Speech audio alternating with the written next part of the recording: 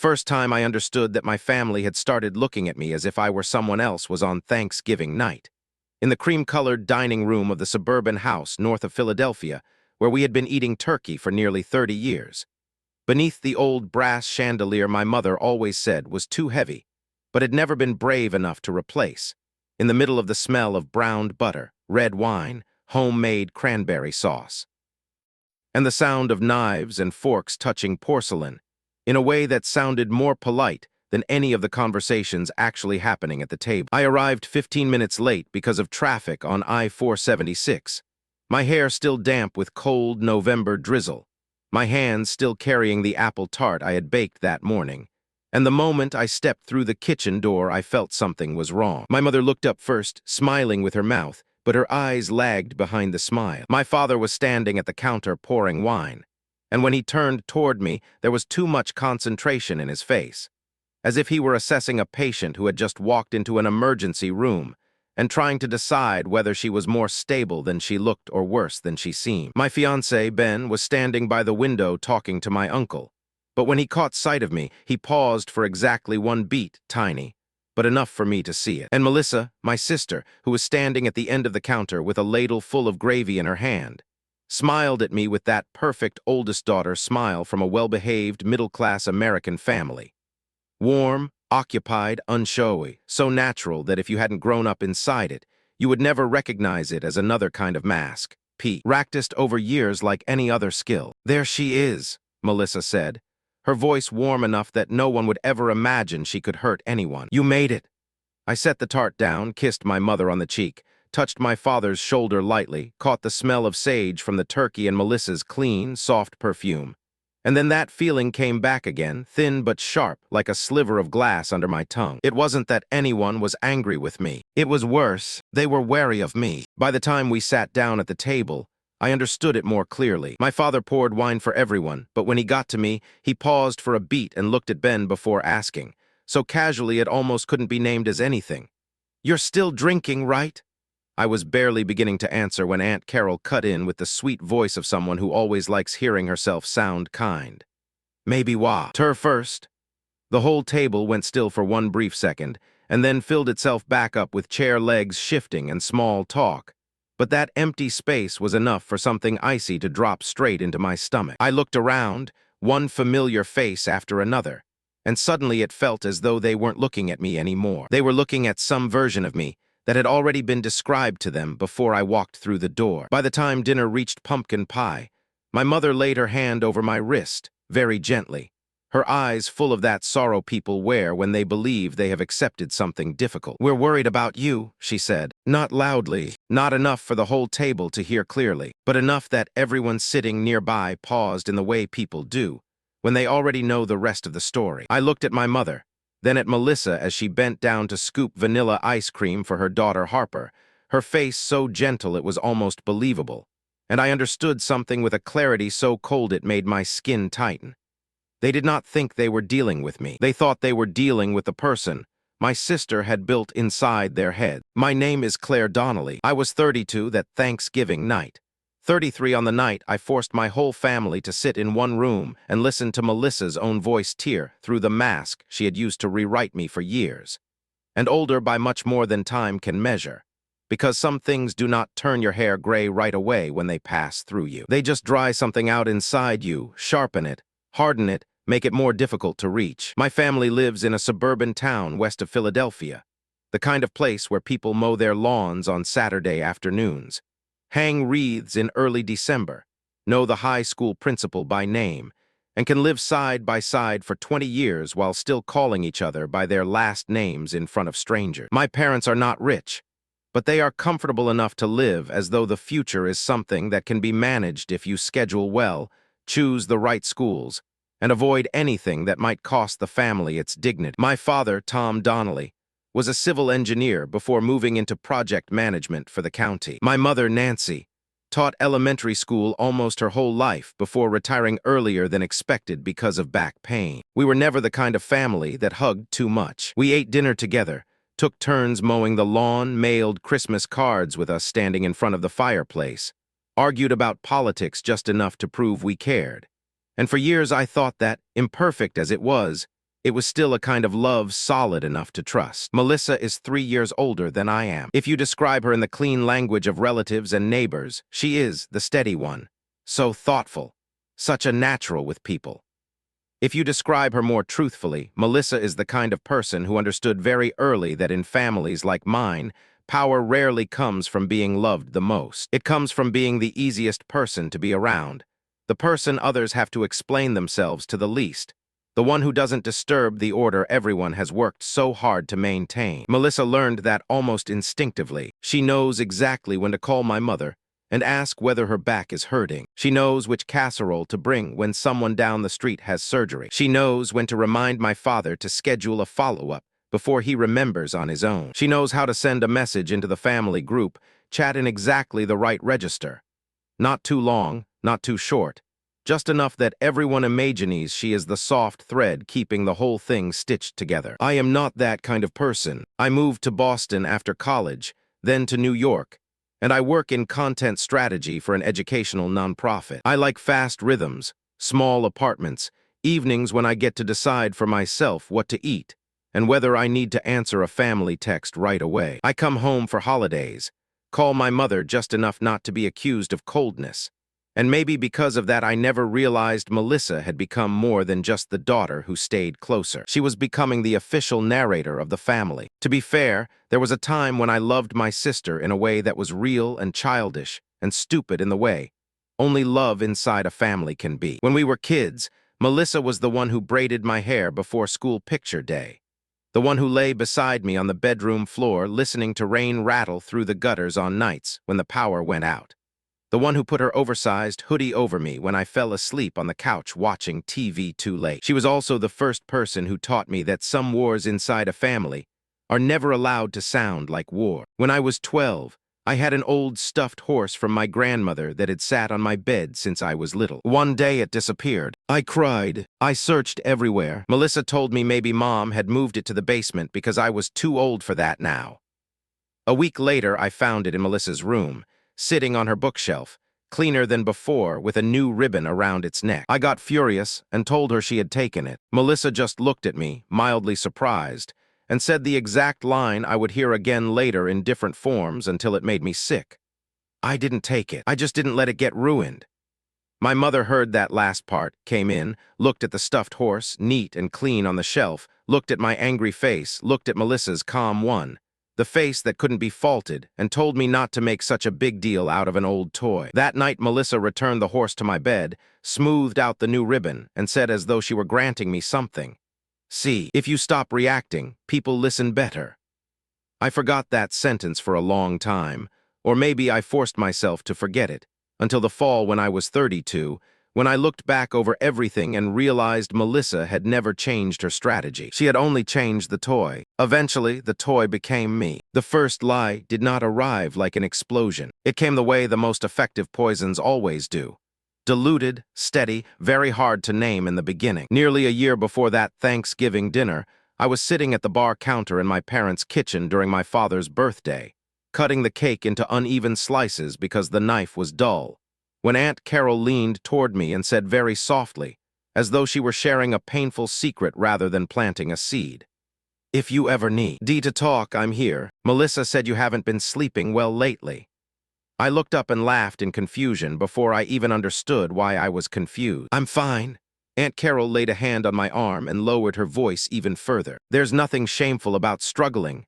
I thought it was only a misunderstanding." I genuinely did. Back then, I had been through a difficult few months. Ben and I had been trying to have a baby, and then I lost the pregnancy at 10 weeks, earlier than most outsiders will allow you to call a devastating loss, but late enough for my body to remember every cramp and the hollow feeling afterward, as if some invisible organ had been hooked out of my chest. I had gone through a stretch of insomnia. I had taken a light sedative my doctor prescribed for 3 weeks. There was a night I had called Melissa crying in my car outside a supermarket parking lot because I couldn't make myself walk in under those cold white fluorescent lights without feeling like I was coming apart. She had listened. She had said soft as velvet, "It's okay. I've got you."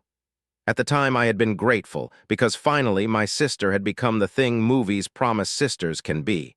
Someone who stands beside you, doesn't judge you, and holds the weakest part of you without dropping it. I didn't understand that to Melissa, anything placed into her hands in the form of trust was never a burden. It was material. Months after my father's birthday, little bits of concern began surfacing in places too consistent to be accidental. My mother would call in the middle of the week to ask whether I'd eaten, whether I was sleeping enough, whether I was still having those rough nights. I would ask her which rough nights she meant. She would pause, then laugh lightly. "Nothing, your sister just said work has been heavy." My father started saying things in front of Ben like, "Some people hide stress very well until they don't." A cousin I barely spoke to suddenly texted to tell me she knew a wonderful therapist for high-functioning women who don't realize they're burning out. I am not slow, but there is something strange about subtle smear campaigns. Because they are wrapped in the language of care, it takes you far too long to allow yourself to call them malicious. If someone says outright that your sister is telling people you're unstable, you know what to do. But when they say, "You seem a little overwhelmed," Melissa worries about how hard you push yourself. "We love you, that's all." You feel crude and selfish and overly defensive if you dare push back. Melissa understood that like an art form. She never spoke about me in a vicious tone. She used the exact tone church mothers use when someone in the community has just gotten divorced, lost a job, or begun to show signs of not holding themselves together the way they should. "I'm just concerned. I probably shouldn't be saying this. Please don't tell Claire I mentioned it. I don't want her to feel exposed." That last line was the real toxin. By asking for secrecy, she made the listener feel included in a circle of tenderness. And once people believe they are protecting someone, they can help destroy that person and still sleep very well. The first damage, large enough that I could no longer soothe myself with the word misunderstanding, happened at work. I had been through 4 internal interview rounds for a senior strategy director position. A role my boss had been hinting for 6 months was almost certainly mine. I knew the job. I had already been doing it, only without the title. Susan Reeve, a member of the board and also an acquaintance of my mother's from the years they taught summer school together, had once shaken my hand at a gala and called me the obvious next move. And then suddenly, after a short unannounced meeting, my boss looked down at the table and told me the organization was going to pause my promotion because of concerns about bandwidth and personal stability. I sat still, convinced I had heard him wrong. "Personal stability?" I asked. He gave me the look people wear when they believe they are being kind, by not saying the dirtiest part out loud. Off the record, Susan reached out. She said there may be family stress, some health concerns, and you might not want this level of pressure right now. I don't remember the rest of that conversation. I only remember stepping out of the building into a Manhattan sky the color of dirty brush water, sitting down on a stone bench outside, and watching people move past me as if someone had taken the sketch of my life and written over it in a different hand. I called Melissa right there on the sidewalk. She picked up on the second ring, her voice bright enough to hurt. "Hey, you okay?" I didn't say hello. "What did you tell Susan?" A smooth pause. "Not long, just long enough that someone unfamiliar with Melissa would mistake it for surprise. I knew it was the moment she was choosing a version." "What?" "Susan said you reached out and told her I had personal issues, that I wasn't stable." Melissa let out the smallest breath. "Claire, I told her you've had a hard year. That's not a crime. You had no right. I was trying to protect you. By tanking a promotion. By making sure people didn't pile pressure on when you're clearly not okay." I still remember the faint shuddering sound of the subway below the pavement at that moment, as though the whole city were grinding over a rail line inside my body. "What part of me isn't okay?" I asked. Melissa dropped her voice another half-tone, soft, almost maternal. "See, this is what I mean. You go straight to anger." I hung up immediately, not because I had one, but because if I listened to one more sentence, I was afraid I would start believing her. Ben was the one who asked the most painful question during that stretch. And maybe because he truly did not want to hurt me, it cut deeper than anything else. We had been engaged 8 months, living together in a rented apartment in Brooklyn with windows that faced a brick wall threaded with drain pipes and a 24-hour laundromat across the street. Ben wasn't perfect, but he was decent in the rarest way.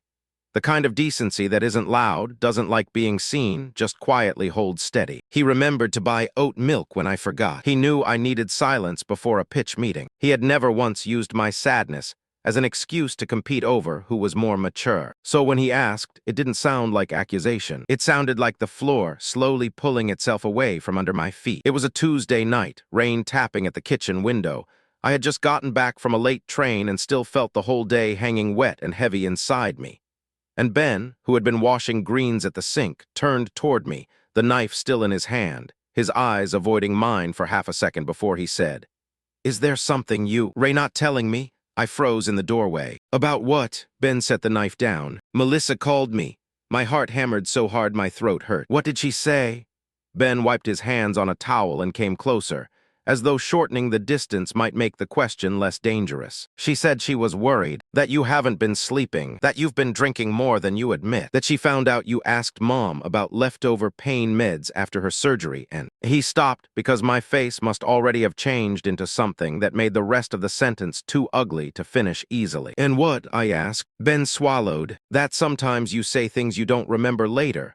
I laughed. A dry, broken sound, like someone stepping on thin glass. "Ben, I did not take my mother's pain medication." I asked whether she was still hurting. "It was after her knee replacement." "I know." But his voice was no longer the voice of someone who knew. It was the voice of someone trying to believe what he wanted to believe, while another part of him had just had sand quietly poured into its axis. "Do you?" I asked. "Do you actually know?" He stepped closer, reaching for my shoulder. I pulled back, and then the most humiliating thing happened. I started talking too fast, explaining too much, telling him every day, every meal, every old sleepless night after the miscarriage. As though if I gave him enough facts, he would see I was innocent. Only later did I understand that this was the exact state Melissa needed to push me into. The more desperately a person tries to prove they are normal, the easier it is for them to look not normal. That night Ben held me for a long time while I cried. But even in that embrace, something else had already entered. Not quite a clear suspicion, just a newly opened question. And once a question like that exists, even love has to live beside it. After that, I started coming apart in ways no one but me ever really saw in full. I slept worse and worse, not because work got heavier, but because my head had stopped being a place where I could rest. It became a courtroom that ran every night. Had I really been drinking more lately? Had I been sharper than I realized? Had I ever told a story in a way that made someone worry without noticing I was doing it? I reread old texts, replayed voicemails, looked back over doctor visits. There were mornings I would be standing at the sink brushing my teeth, and suddenly feel my heart start racing just because I remembered the way Aunt Carol had looked at me, as if I were fragile enough to crack during any brunch. Melissa, meanwhile, was always there at exactly the perfect distance for what she did to sound like concern rather than surveillance. She sent soup when I got the flu. She called my mother asking, "Claire sounded kind of flat today, did she call you?" She texted Ben, "Please be patient with her. She's proud, but she's not in a great place." Once she even hugged me in the hallway after dinner and whispered directly into my ear, "You don't have to pretend you're okay with me." That is what makes gaslighting inside a family far more dangerous than anything from an outsider. Outsiders do not know exactly where inside you something will contract when touched. A sister does. Melissa knew the thing I hated most was being perceived as too much, too sensitive, too intense, too hard to love. She never needed to tell anyone I was crazy. She only needed to place me under a light in which every reaction I had could sound like evidence. The most haunting line from that whole winter didn't come from Melissa. It came from my father. One Sunday night, after my mother had gone upstairs and Ben had left early for New York because he had work in the morning, my father called me into the living room, where the gas fire burned behind glass and the wall clock ticked in a way that sounded like someone tapping against bone. He sat in his armchair, fingers interlaced, looking older than he really was. "You've always been difficult," he said. I looked up as if I'd been slapped. "What did you say?" He exhaled. His eyes not angry exactly, worse than that, sad in the way of a man who believes he is finally speaking a painful truth he should have said sooner. Intense, sensitive, quick to turn everything into an attack. We should have seen earlier how much that wears on people. I stood in the middle of the thick rug and heard something in my ears start to hiss like water boiling over. "Who told you that? Nobody had to?" "Melissa," he shook his head. "Don't do that. Don't reduce every concern to your sister." That was the moment I understood the full scale of what I was up against. Melissa was no longer just scattering rumors. She had succeeded to the point that other people now thought their opinions of me came from their own independent observation. That is the true victory of a skilled manipulator, when their lies get internalized as someone else's instinct. I walked out of the room without saying another word, stepped onto the back porch in the slicing cold, sat down on the damp wooden steps, and stared into the black yard until Ben came out to find me. He sat beside me without speaking. After a long time, I said, my voice barely audible, "Sometimes I think maybe I really am the problem." Ben turned and looked at me, and what hurt most was not that he contradicted me. It was that he didn't do it right away. There is a pattern I only understood later in these kinds of psychological breakdowns. Right before you reach the point where you cannot bear it anymore, the manipulator often doubles the tenderness. Melissa did exactly that. She started visiting more, texting me in the morning, asking whether I had gotten out of bed yet, setting up brunches that were supposed to be just us, like normal sisters, hugging me in front of other people, telling everyone she just wants Claire to feel less alone.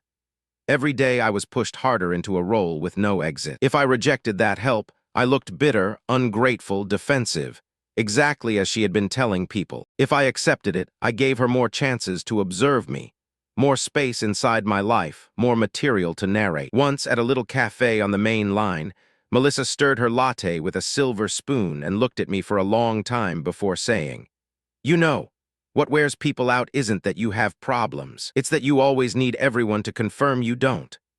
I still remember the marble tabletop smudged with pale light, the coffee grinder screaming behind the counter, and the way that sentence entered me like a sewing needle. Small, precise, almost elegant. "Who else have you been talking to about me?" I asked. Melissa raised her brows. "Claire, answer me." She tilted her head, looking at me with the same pity people use on an injured animal that's about to bite the hand trying to bandage it. "See, you always do this. You turn concern into conspiracy." I looked down at my hands. They were shaking, really shaking hard enough that the water in my glass trembled too. Melissa saw it, of course. She laid her hand over my wrist, tender to the point of nausea. "I'm not your enemy," she said, and in that moment, very brief, something terrible flashed through my mind. If she wasn't the enemy, then this was much worse, because that would mean there was no one to fight, only me, breaking down from the inside out. The first person who gave me anything close to evidence wasn't an immediate family member. It was Tessa, Aunt Carol's daughter, 5 years younger than I am, who had been the quiet kid at every family gathering, and had grown into a woman who could see through social layers faster than most people in our bloodline. She texted me after a christening for someone we half knew, and said she needed to talk. We met in a supermarket parking lot on a windy Sunday afternoon. Tessa sat in my car with the heater turned up to 3, but her hands stayed hidden inside the sleeves of her hoodie. "I don't know if I should give you this," she said, "but if I don't, I'm going to hate myself." Then she opened her phone and scrolled up through a string of texts from Melissa. Not one long, obvious confession, just a few lines scattered across weeks. "Claire is fragile right now. Please don't mention the job thing. If she tells you I exaggerated, that's part of the problem," she rewrites after the fact. "I need everyone to keep things calm around her until after Christmas." I read those lines and felt all the blood in my body pull back toward my heart and freeze there. Not because the messages said anything dramatically new, but because for the first time I was looking at the thing I had smelled for so long in actual words. This wasn't gossip. It was coordination. It was narrative management. "Are there more versions like this?" I asked, my eyes still on the screen. Tessa nodded. "She texted different things to different people. To my mom, she said you were on pills. To me, she said you were dissociating." I had to look that word up. I don't know what she told Ben, but I noticed she was calling him way more than usual. I looked up at Tessa, and in that moment both shame and relief hit me so hard at once I wanted to throw up. "Can you send them to me?" I asked. Tessa bit her lip. "If you do anything with them, don't say they came from me." I nodded immediately, not because I was being noble, but because by then I understood far too well what it felt like to be afraid of what Melissa might sound like in your life. As Tessa got out of the car, she turned back once. "You know," she said, looking straight at me, "I don't think she hates you the way people usually hate someone. I think she needs you smaller." That sentence stayed inside me like a metal hook. Not hate, needed me smaller. I didn't fully understand it yet, but it was the first time I stopped trying to protect the harmless version of Melissa in my own mind. From that day on, I stopped arguing and started recording. I bought a black hardback notebook and divided it by date, time, who said what, in what tone when Melissa texted. when a relative suddenly repeated one of Melissa's favorite phrases. I saved Ben's voicemail, recounting a phone call from her. I took screenshots of Tessa's text. I called Susan Reeve in the calmest voice I could manage, without accusing her, just asking who had contacted her before the organization decided to pause my promotion. Susan hedged for 5 minutes and then finally admitted Melissa had called, as a family member, off the record out of deep concern, and said I was having recurring mental health episodes after a medication issue in the spring. I was sitting alone in an office lit only by the last dirty strip of evening and the faint whir of the photocopier downstairs, listening to each word while my throat went so dry it felt ready to split. Medication issue, recurring mental health episodes. Melissa had taken my miscarriage, a few weeks of insomnia, and a short-term prescription from my doctor, and turned them into a private diagnosis she could use to manage my reputation with anyone who mattered. I called Ben back that same night. He came over immediately, still in his work shirt, tie loosened. I showed him Tessa's messages and told him about Susan. He read them for a long time, in a silence so complete I first thought he was looking for some way to keep doubting me. Then he looked up, his face ashen in that particular way it gets when someone realizes they have spent too long asking the wrong person the wrong question. She told me you said you weren't sure you could trust yourself lately, he said. She told me there was a night you said sometimes you wanted to drive until you couldn't see the road anymore.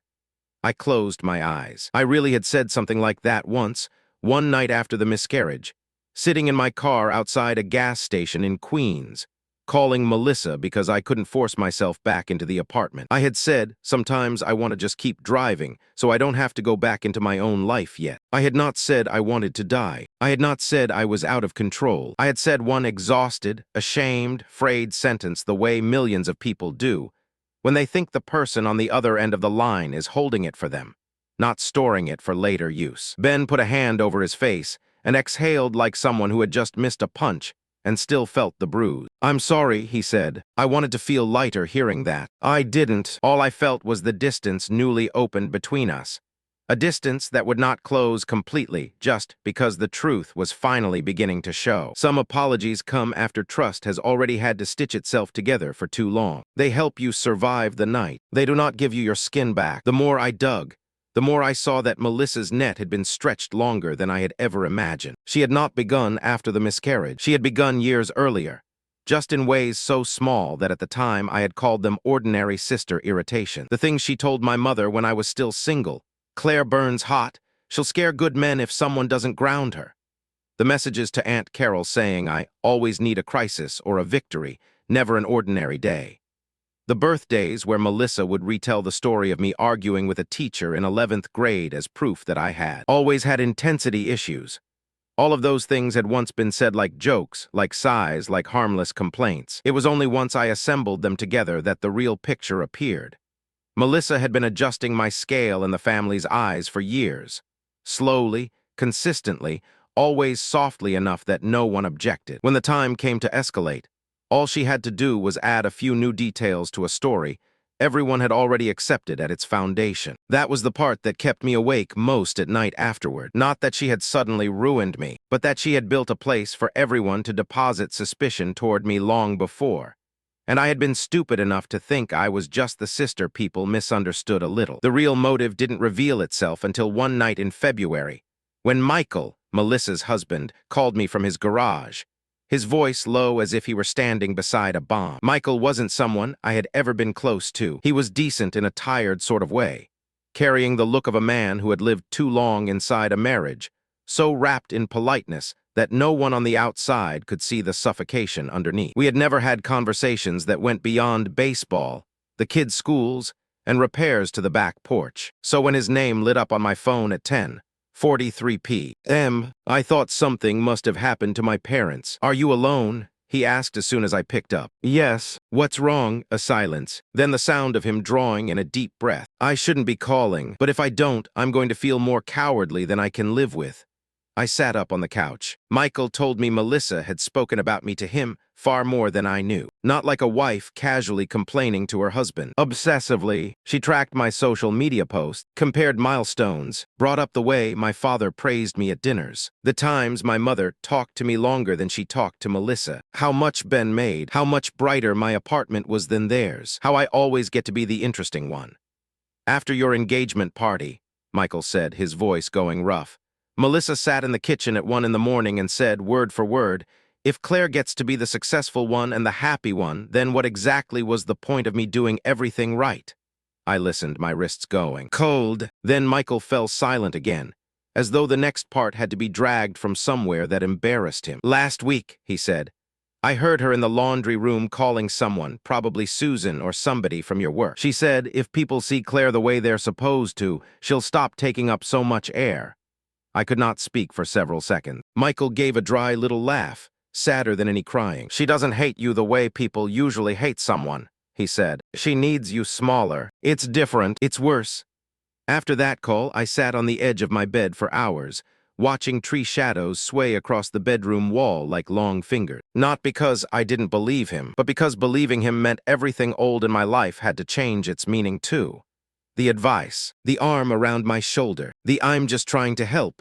All of it belonged to a different architecture now. Melissa was not impulsive. She was strategic, and the strategy had never been to kill me. It had been to shrink me, until I no longer threatened the shape she needed for herself. The worst lie, the one that finally made me stop thinking about preserving peace or waiting for a more graceful time to handle it, came at the end of February, 3 weeks before my mother's 60th birthday, in a phone call from my mother just before midnight. Her voice was shaking, not much but genuinely. Did you take your father's medication? She asked immediately. I sat bolt upright. What, Elaine? My mother stopped herself and corrected. Melissa said you asked about your father's old clonazepam prescription, and now a few pills are missing. Claire, please just tell me the truth.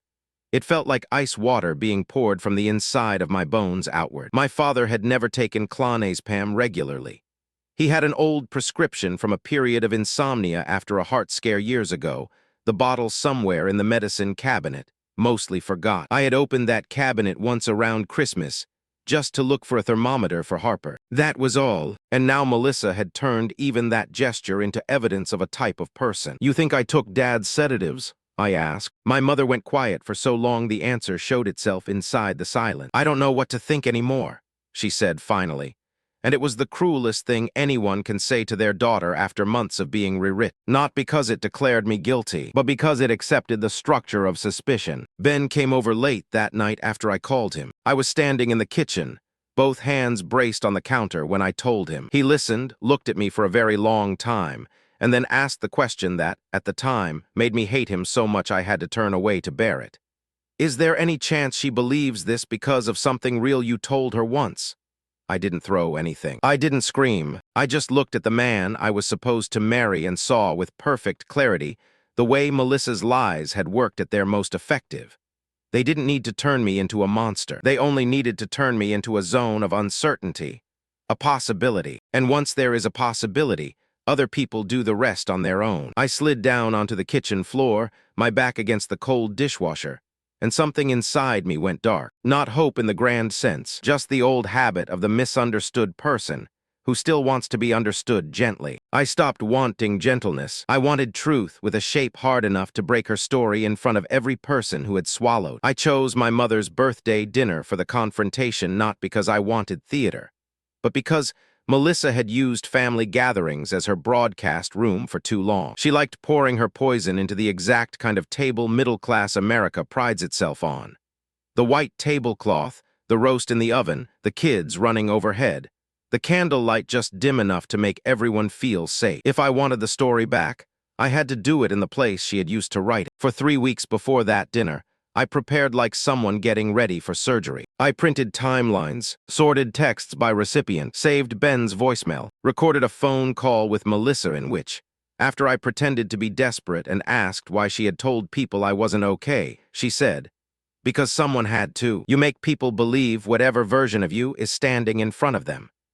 I got a short written confirmation from Susan about Melissa's call. I had Michael's account. even if he wasn't willing to go public for longer than necessary. I had screenshots from Tessa, from Aunt Carol, and from one of Melissa's old friends, Allison, who after a fight with her had forwarded me a voice note. I'm not lying. I'm contextualizing. If they all keep treating Claire like she's the bright, shiny one, she'll never stop sucking the air out of every room. I listened to that recording nearly 50 times. The first time, it made me nauseous. The 12th time, angry. By the 30th, I just felt calm. There is a kind of calm that comes only after you stop hoping the other person is better than they are. It isn't beautiful, but it is useful. On my mother's birthday night, the house glowed under light March rain, the puddles outside the front steps reflecting the porch light into misshapen coins. I arrived earlier than everyone else, not to help my mother arrange flowers the way I always had, but to slide the black folder under my chair in the dining room, make sure my phone was fully charged in my coat pocket, and line up the printed pages in the exact order that would let me move from Melissa's version of concern to Melissa calling her manipulation, contextualizing. My mother wore a silk blouse the color of blue-gray smoke and looked older than her years but determined to be cheerful. My father's tie sat slightly crooked. Melissa arrived with Michael and the kids, carrying a cake from my mother's favorite bakery, kissing my mother's cheek, smiling at my father, handing me a bouquet of white tulips as if nothing existed between us except the ordinary minor tension of adult sister. When she hugged me, her clean, soft perfume brushed my neck. And if I had had less evidence, fewer sleepless nights, less of this new cold inside my chest, I might have doubted my own reality all over again. That is the final power of people like Melissa. They can make truth sound invented simply by continuing to behave beautifully in exactly the right room. The first half hour of dinner drifted through the usual small things. Ben's work, Harper's new school, the furnace acting up again in the basement, Aunt Carol mentioning the Maine trip this summer, my mother laughing more than usual because she thought, finally, we were having an easy evening. I let Melissa settle into it, let her steer the smaller stories, add more salad to other people's plates, touch my mother's elbow at just the right moment, do what she always did, become the center of ease. Then, just as we were finishing the main course and Ben stood up to get another bottle of wine, Melissa turned to my mother and said, in that downy soft tone she'd used all year, I'm really glad Claire seems more like herself tonight. The whole table froze for exactly one beat. Enough. I put my fork down, dabbed my mouth with my napkin, looked directly at my sister for the first time all evening. You should be careful with that sentence, I said. Melissa blinked, smiled lightly. Why? I bent down, pulled the black folder up, and set it on the table beside my plate. The sound of cardboard against wood was small, but the room tightened around it. Because tonight, I said, you're going to explain exactly who you think I am. No one tried to stop me at first, because no one believed anything real was about to happen. My mother just frowned. My father sat up straighter. Ben paused in the kitchen doorway with the wine bottle in his hand. Melissa tilted her head in that exact way she used with difficult parents at Harper's school, half gentle, half alert. Claire, she said, her voice dropping into the register she reserved for rescuing someone from embarrassing themselves. Not tonight, I opened the folder. No. Tonight, I pulled out the first page, the text Melissa had sent to Tessa. Please don't mention the promotion. Claire is fragile right now. We need to keep things calm around her. I laid it in the center of the table. Melissa didn't look down right away. She looked at me. What is this? The first piece of proof, I said. You told Tessa I was fragile. You told Susan at work I had recurring mental health episodes. You told Ben I was drinking on medication and not remembering what I said. You told Mom I took Dad's pills. You told Aunt Carol I was dissociating. You told Allison I suck all the air out of every room. And all the while you still hugged me and told me you were just trying to help. My mother spoke first, barely above a whisper. Claire, I looked up. No, Mom. I flipped to Susan's confirmation email. I lost a promotion because of her. Then I played Ben's voicemail. Melissa's voice poured through the room, so soft that if you didn't know any better, it might almost have sounded moving. I just think Ben deserves the full picture. Claire's been through so much, and she's not always honest with herself when she's spiraling. Ben stood motionless by the counter. I stopped the voicemail and pulled out the next page, the text to Aunt Carol about the medication issue in the spring. Then the page with the line about me, rewriting after the fact. And finally, the transcript from Allison's voice note. I didn't rush. That was one of the things I had learned from Melissa herself. Truth, read slowly in front of people who have already swallowed lies, hurts much more. You didn't misunderstand me, I said, looking at her. You rewrote me. Melissa still didn't collapse. Of course she didn't. People like her never break on the first blow. They pivot very fast. This is insane, she said, lowering her voice as her eyes filled in a way I almost might have admired if I hadn't been too disgusted. I was trying to protect this family from the fact that you've been unstable for months. I nodded, as though I had been waiting for exactly that line. Good. I pulled out my phone and opened the recording from 2 weeks earlier. My own voice came first, thin, deliberately desperate. Why would you tell them all that? Then Melissa's voice, stripped of pity, left only with tired contempt.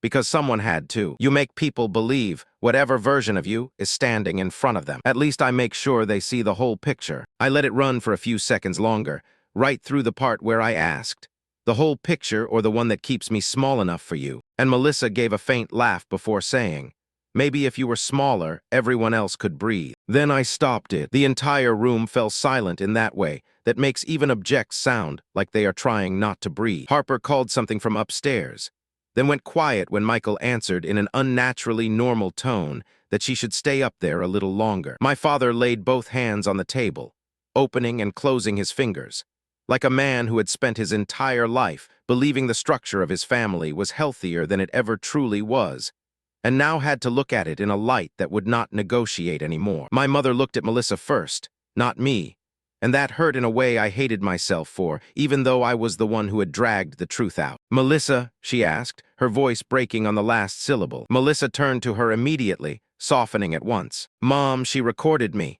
That was Melissa exactly. Even now, with her own voice playing in the middle of the table, her first instinct was to grab onto a smaller social rule. Not what she had done, the fact that I had dared to record it. I almost laughed at the perfect reliability of the habit. Yes, I said, because you taught me that without proof.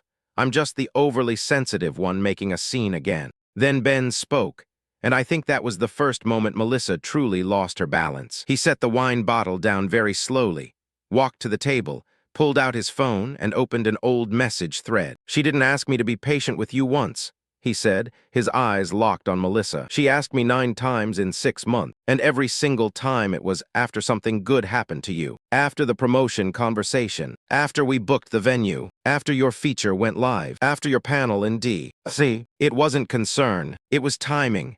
Melissa opened her mouth, then closed it. Michael had been sitting so still he was almost invisible. But now, he finally set his fork down. Tell them about the night after their engagement party, he said without looking at his wife. Melissa whipped toward him, going pale around the mouth. Michael, he shook his head. No, I'm done carrying this because it makes dinner easier. Then he turned to my parents. She told me that night that if Claire got to be the successful one and the happy one, then what was the point of her doing everything right? I thought she was drunk and bitter. I didn't know she was already building this. My mother lowered herself back into her chair slowly, as though her bones had changed substance. My father looked at Melissa with that late horror only parents seem to have, when they realize the child they trusted most has used the family's own model of goodness as a weapon. And Melissa, finally, stopped pretending to be soft. She didn't yell, she didn't cry out, but that smooth composure withdrew and revealed someone colder and sadder at once. You all loved it, she said, her eyes bright in a way that made me think of overloaded wires just before they sparked. That's the part none of you want to admit. You all loved having a version of Claire that made sense of everything. The dramatic one, the unstable one, the one who always had to be managed. I just said out loud what everyone already felt. That sentence tore through the room in a different direction, because the cruelest part of it was that there was some truth in it. They had believed too easily. They had needed a version of me that didn't force them to ask the harder question.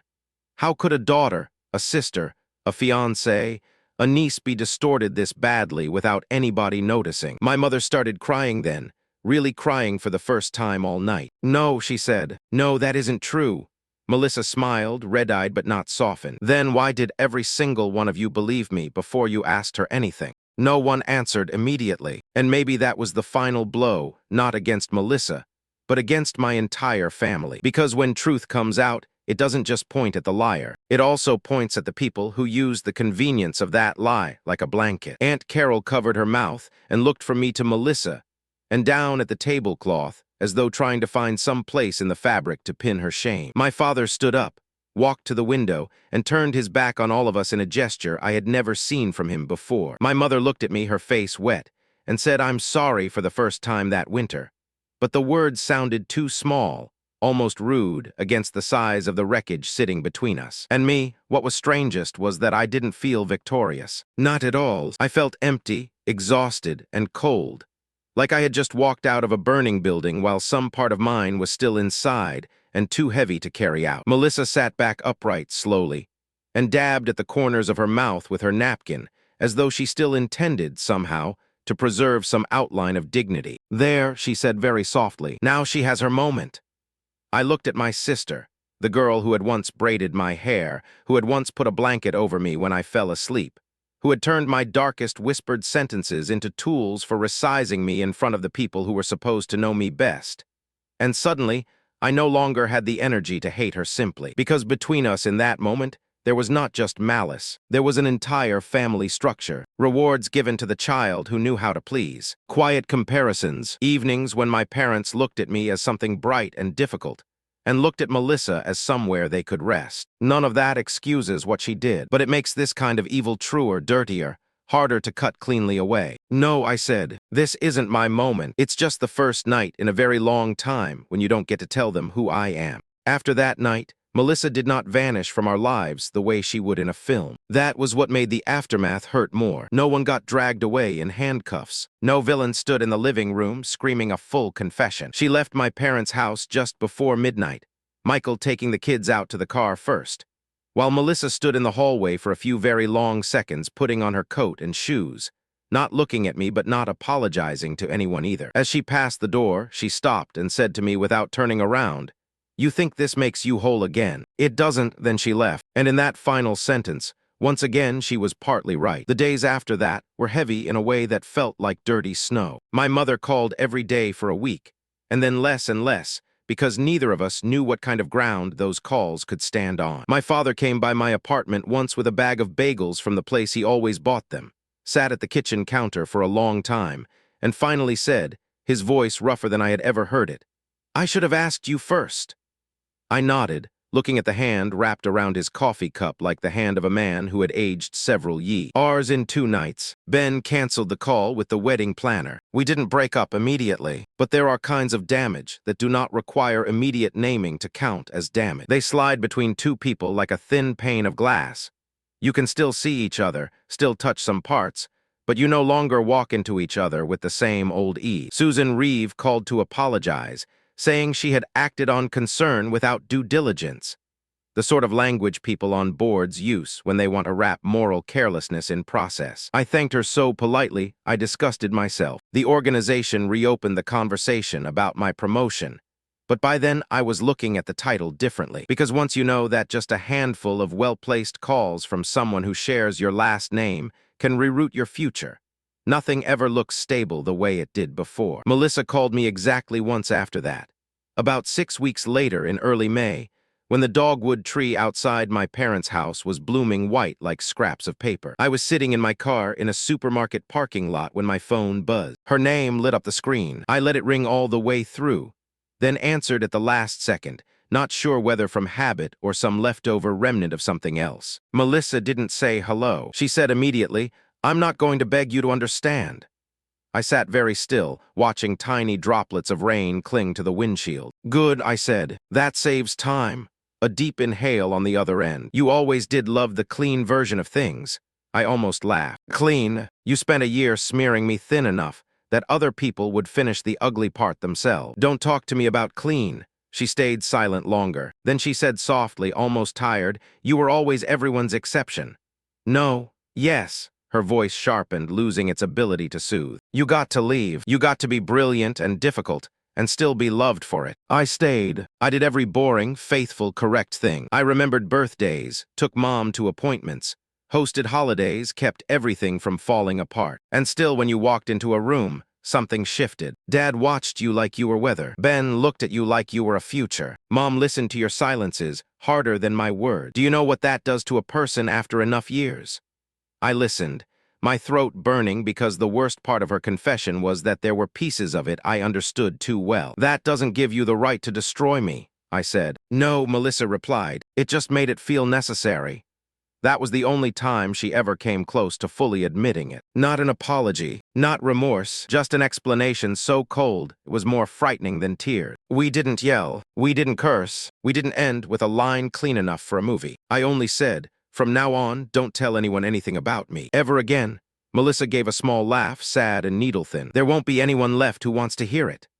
I don't know whether she was hurting because she had lost control, lost her family, or simply because her true nature had finally been exposed after a lifetime spent constructing the opposite. Probably all three. I hung up first, not shaking, not crying. I just sat in the car for a very long time before driving home, my hands stiff on the wheel like someone who had just lifted a concrete slab off her chest, only to discover the skin underneath had been crushed too long to spring back. Ben and I postponed the wedding indefinitely by the end of the summer. We told people there had been too much family turmoil, too much exhaustion, that we needed time. That was true. It just wasn't all of it. The rest of the truth is less easy to say.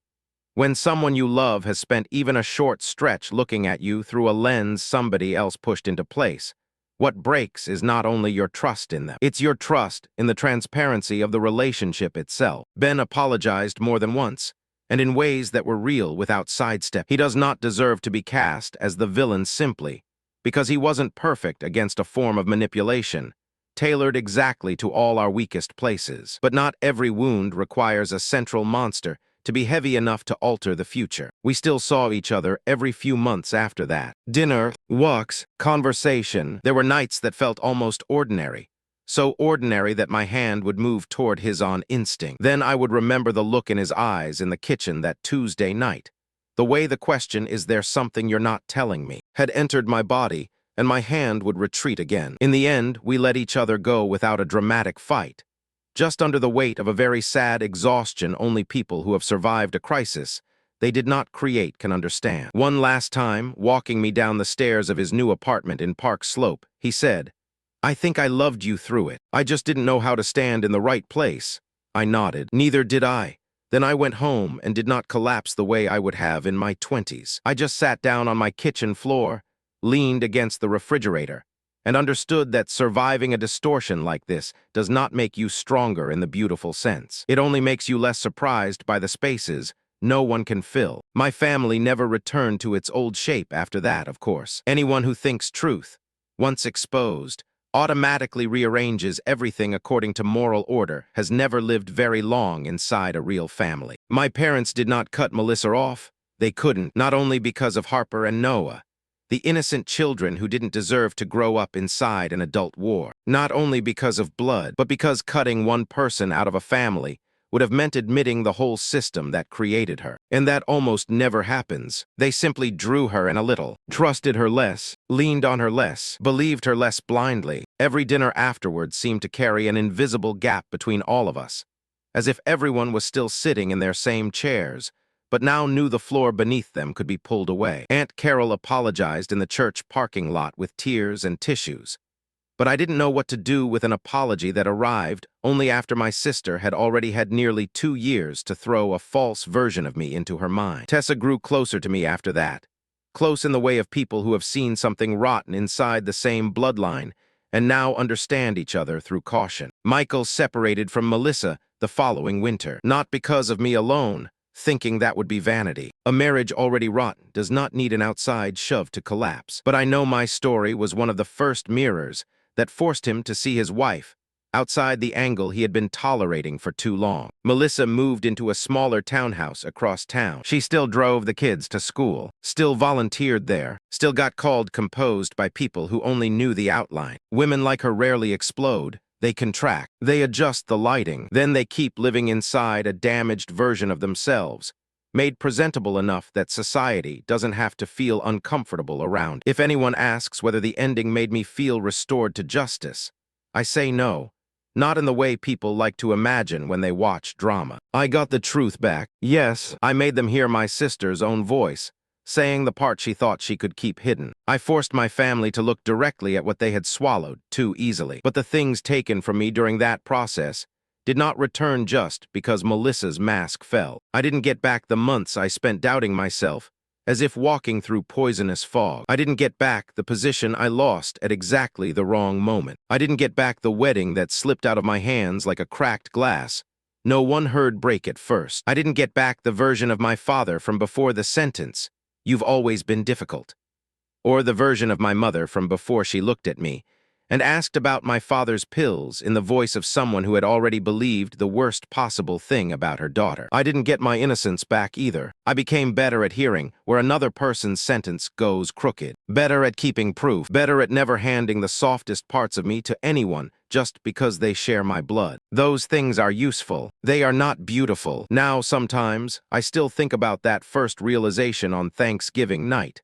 They weren't looking at me. They were looking at someone my sister created. The most frightening thing is not that Melissa was intelligent enough to create that person. The most frightening thing is that the people who loved me were willing to live alongside that version for so long, without needing to ask me anything, until I forced them to listen. Maybe that is what has stayed with me longer than Melissa herself. A subtle kind of evil is always terrifying, but it is the emptiness in good people that gives evil somewhere to sleep. Melissa didn't destroy me with one big lie. She did it with hundreds of half-truths and half-pities, delivered to the right people, at the right moments for long enough. She didn't just invent something untrue about me. She wrote a version of me more comfortable than the truth, a version that let everyone else breathe easier.